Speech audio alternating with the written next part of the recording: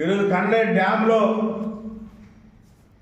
బ్రహ్మాండంగా వర్షాలు కురిసి నీళ్లు ఉన్నాయి. ఆ నీటిని నిలుపుకునే విధంగా కూడా అధికారులు చేసుకోవాలి.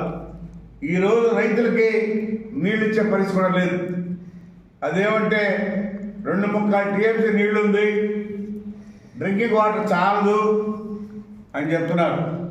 మరి ఈ అధికారులే ముందుగా ఎందుకు చెప్పలేదు రైతులకి? మీరు పైర్లు పెట్టుకోవద్దు, నీళ్లు లేవని చెప్పాలి. అలాంటిది ఏమీ లేకుండా ఈరోజు రైతులు నీళ్ళు ఇవ్వలేమంటే వదిలిపెట్టే సమస్యలా వచ్చి కండ్లేరు డ్యాంలో కూర్చొని నిరాహార దీక్ష చేసైనా సరే రైతులకు నీళ్లు ఇప్పించే ఏర్పాటు చేస్తామని చెప్పారు కూడా తెలియజేస్తా ఉండ. గతంలో మేము పరిపాలన చూశారు, ఎక్కడ కూడా నీటి కొరత లేకుండా బ్రహ్మాండంగా రైతులు పంటలు పండించుకున్నారు. నీటి కోసం ఎక్కడ ఆలోచించలా. ఎంత నీటిని నిలిపాం, నీటి తక్కువ ఉన్నా కానీ రైతులకు నీళ్ళు ఇచ్చి పండించినటువంటి ఘనత తెలుగుదేశం ప్రభుత్వాన్ని. కాబట్టి 3 టీఎంసీ నీళ్లు ఉన్నాయి, రైతులకు ఖచ్చితంగా నీళ్ళు ఇవ్వాల్సిందే. ఇవ్వని పరిస్థితుల్లో కండ్లేరు డ్యాంలో కూర్చొని నీళ్ళు ఇచ్చేంత వరకు వదిలిపెట్టే సమస్య లేదని చెప్పని కూడా తెలియజేస్తాను. పోయి డ్యామ్ దగ్గర కూర్చొని ధర్నా చేస్తాను. ఇంతకన్నా అసలు హాస్యాస్పదమైనది ఏమైనా ఉందా? మా కాలంలో బ్రహ్మాండంగా చేశాము.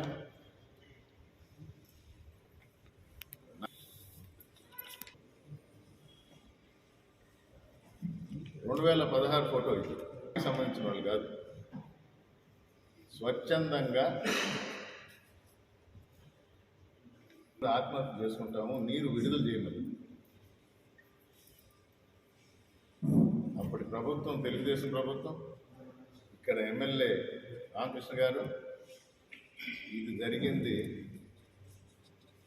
ఈ నియోజకవర్గంలో. మర్చిపోయారు. ఇంకా క్లోజప్ షాట్ ముందు పట్టుకున్నారు.